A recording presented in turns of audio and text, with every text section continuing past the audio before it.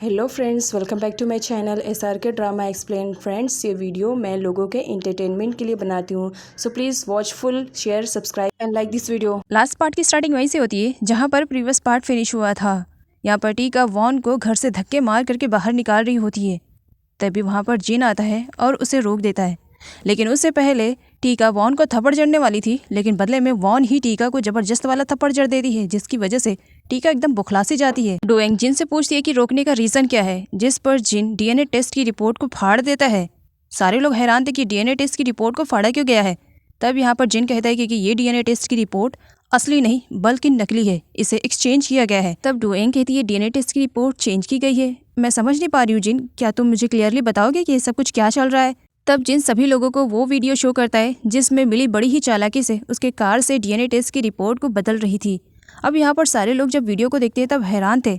And यहाँ पर सवाल आ जाता है टीका पर कि मिली ने DNA टेस्ट की रिपोर्ट को चेंज क्यों किया, जिस पर टीका कहती है मुझे क्या मालूम।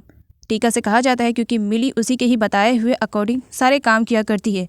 ज़रूर टीका यही कहने पर मिली ने यह सब किया होगा। तब टीका खुद को बचाने के लिए साफ साफ पूरा इल्ज़ाम मिली पे डाल देती है और खुद को इनोसेंट प्रूफ कर देती है कि उसे तो कुछ भी आइडिया नहीं है, उसे फंसाया जा रहा है। लेकिन यहाँ पर टीका का कहना था, लेकिन अभी तक ये साबित नहीं हो पाया है कि वॉन ही तुम्हारी असली बेटी है, जब तक कि DNA टेस्ट की रिपोर्ट मिल नहीं जाती। एंड यहाँ पर दिखाया जाता है वो मिली के पास कॉल करके बोल देती है कि DNA टेस्ट की रिपोर्ट किसी भी कीमत पर किसी के हाथ नहीं लगना चाहिए। साथ ही वो मिली पर भड़की हुई थी कि उसकी एक गलती की वजह से उसका पूरा प्लान खराब हो गया है। इधर जिन, वॉन, बो और बाकी सारे लोग मिल जाते हैं DNA टेस्ट की रिपोर्ट को ढूंढने के लिए, क्योंकि डुएंग को सच्चाई जानना बहुत जरूरी था। इधर डुएंग के पास किसी का अननोन मैसेज आता है जो कहता है कि अगर उसे DNA टेस्ट की रिपोर्ट के बारे में जानना है तो उसके बताए हुए लोकेशन पर आना पड़ेगा। डुएंग वहाँ पर अकेले आ चुकी थी और उसे धोखाधड़ी से टीका ने यहाँ पर बुलाया था। टीका यहाँ पर डुएंग को अपने हाथों से आज मारने वाली थी, इसी वजह से वो चुपके से डुएंग के पीछे से वार करती है, लेकिन उससे पहले उसकी बेटी डक आकर उसे मार देती है, जिसकी वजह से वो डुएंग को हर्ट नहीं कर पाती है। अपनी ही बेटी के हाथों इस तरीके से टीका खुद को जब मार खाती हुए देखती है तब उसे बिल्कुल भी बर्दाश्त नहीं होता है कि जिस बेटी के लिए वो ये सब कुछ कर रही है वही उसे मार रही है। तब यहाँ पर वो डुएंग को बहुत बुरी तरीके से मारती है, इवन अपनी बेटी को भी, कि वो ये सब कुछ उसके लिए कर रही है ना कि खुद के लिए। और यहाँ पर वो डुएंग को हर्ट भी करती है। डक को अब समझ में आ चुका था कि उसकी माँ उसको ले करके एकदम से पागल हो चुकी है, इसी वजह से वो नाइफ खुद के गले पर रख देती है कि अगर उसने कुछ भी उल्टी सीधी हरकत करने की कोशिश की तो वो खुद को मार देगी। अब टीका जिसके लिए पूरी दुनिया से लड़ रही है, पूरी दुनिया को अपने खिलाफ बना रही है, उसी की बेटी उसके अपोजिट में खड़ी हो जाए तो वो क्या करे। तो फिर क्या, वो डक के भी सर पर वार करती है और उसे बेहोश कर देती है। टीका उन दोनों को अपने अड्डे पर लेकर जा रही थी, लेकिन वॉन और बाकी सारे लोग देख लेते हैं। जब वो लोग डक और डुएंग को बचाने की कोशिश करते हैं तो बदले में उन्हें भी बेहोश करके किडनैप कर लिया जाता है। टीका वापस घर आती है।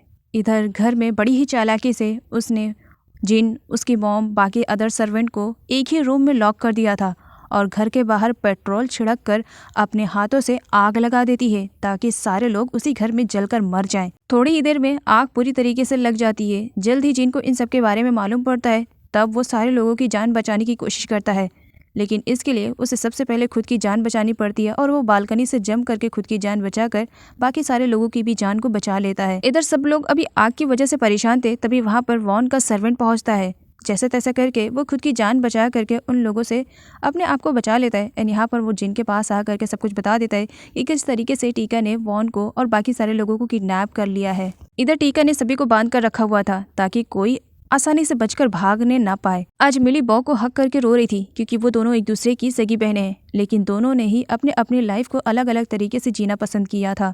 मिली ने गलत इंसान के साथ पाकर वो खुद भी गलत बन चुकी थी और आज उसे रियलाइज़ हो रहा था, इसी वजह से वो बॉस से सॉरी बोलती है। साथ ही मिली का ये भी कहना था कि वो दुनिया के साथ धोखा कर सकती है, लेकिन अपने बॉस टीका के साथ वो कभी भी धोखा नहीं करेगी। जिनको जैसे ही वॉन और बाकी सारे लोगों के बारे में मालूम पड़ता है, वो पुलिस की हेल्प ले करके उस लोकेशन पे पहुंचने वाला था।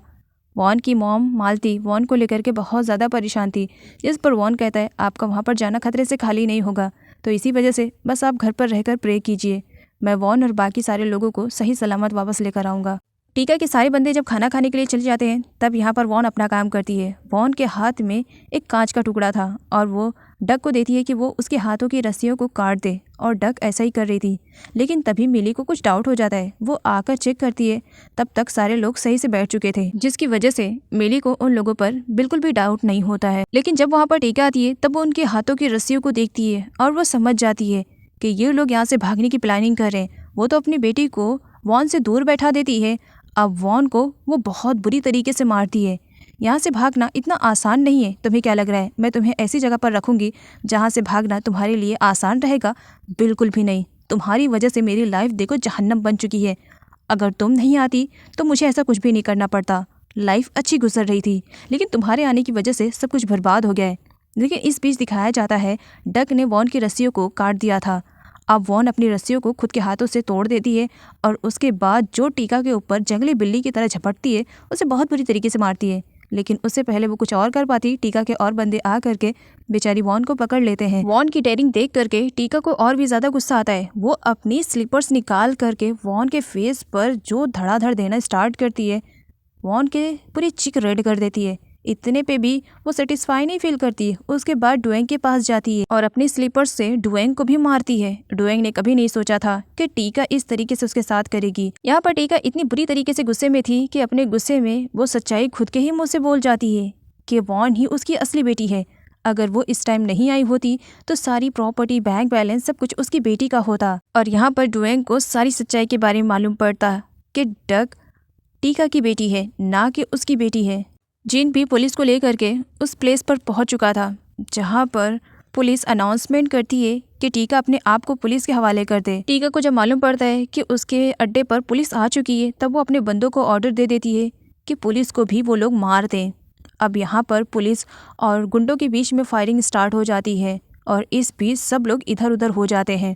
यहाँ पर टीका के हाथों गन लग जाती है और वो डुएंग और वॉन को अपने हाथों से मारने वाली थी, लेकिन किसी की शैडो देख करके वो कुछ पल के लिए रुक सी जाती है। कौन हो तुम? सामने आओ वरना मैं तुम्हें शूट कर दूंगी। देख करके दंग रह जाती है क्योंकि वो कोई और नहीं बल्कि काई रहता है। टीका काई से कहती है, तुम जिंदा? लेकिन कैसे? इतनी बुरी तरीके से तुम्हें मारा था और खाई में फेंका था। किसी का जिंदा बचना इम्पॉसिबल था, लेकिन तुम कैसे जिंदा बचे? कोई बात नहीं, एक बार गलती तो हर किसी से हो जाती है। दोबारा मैं अपनी गलती नहीं दोहराना चाहती हूँ। इस बार तुम्हें अपनी आंखों के सामने तड़पता हुआ और मरता हुआ देखूंगी, कहकर अपने गन से काई को शूट करने वाली थी, लेकिन उससे पहले पुलिस आकर उस पर वार कर देती है। गोली लगने की वजह से टीका सीधा जमीन पर गिरती है। उसके मुंह से खून निकल रहा था और वो अपनी आखिरी सांसें ले रही थी। टीका अपनी बेटी डक को देखते हुए कहती है कि ये सब कुछ उसने उसके लिए करना चाहा, क्योंकि उसने अपनी जिंदगी को हमेशा मुश्किल में ही देखा है और वो अपनी बेटी के साथ ऐसा नहीं देखना चाह रही थी।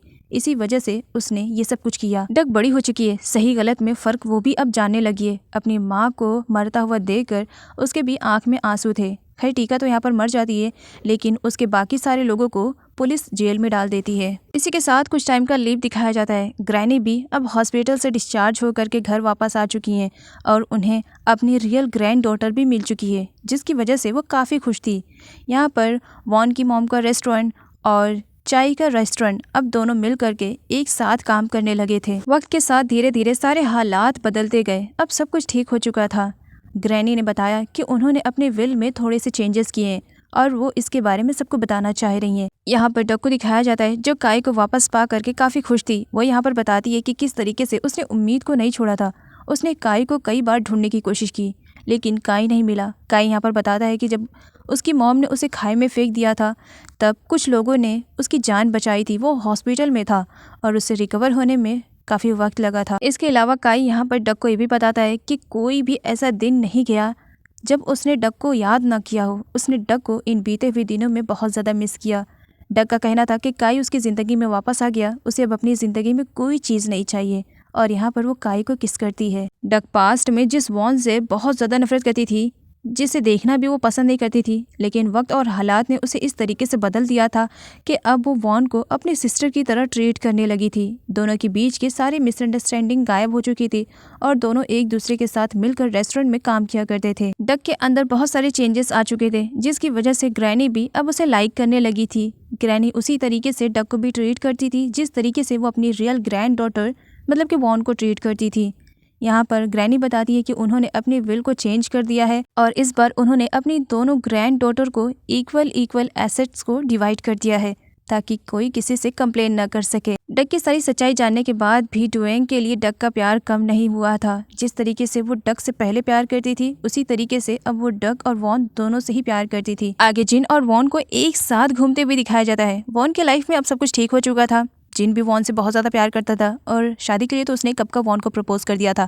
तो अब यहाँ पर जिन वॉन से कहता है कि वो बहुत जल्द अपने मॉम डैड के साथ आने वाला है वॉन का हाथ मांगने के लिए। वॉन तो एकदम सरप्राइज सा फील करने लगती है, जिस पर जिन कहता है अब तुम सरप्राइज फील ही कर रही हो तो क्या मुझे कुछ इसके बदले में गिफ्ट मिल सकता है। और जिन यहाँ पर वॉन से कहता है कि वो इसी वक्त उसे किस करे, वो भी लिप पर। वो फुल रेडी शेडी हो चुका था किस के लिए। और जिन को इतना एक्साइटेड देख करके वॉन को मस्ती का सूझता है और वॉन जिन के लिप पे अपने हाथों से टैप करती है, जिस पर जिन कहता है ये तो क्या हाथों से इस तरीके से किस किया जाता है या स्लैप किया जाता है। जिन वॉन से कहता है तो इसका मतलब तुम मुझे किस नहीं करोगी। तो कोई बात नहीं, लग रहा है मुझे फिर कोई न्यू गर्लफ्रेंड पटानी पड़ेगी। जिस पर वॉन थोड़ी सी जेलेसी फील करती है और यहाँ पर जिन को डायरेक्टली उसके लिप पर किस कर देती है और इस तरीके से किस करते हुए घर वाले सारे ऊपर से देख रहे थे। ग्रैनी हंसते हुए वॉन से कहती है इसके लिए तुम्हें पनिशमेंट मिलेगी और बहुत जल्द जिन से तुम्हारी शादी हो जाएगी। जिस पर वॉन स्माइल करती है ग्रैनी पनिशमेंट तो मैं बाद में ले लूंगी लेकिन फिलहाल मुझे अभी अपनी किस को कंटिन्यू करना है और दोबारा से जिन को किस करने लगती है। और यहीं पर ही इस ड्रामे की एक हैप्पी से एंडिंग हो जाती है।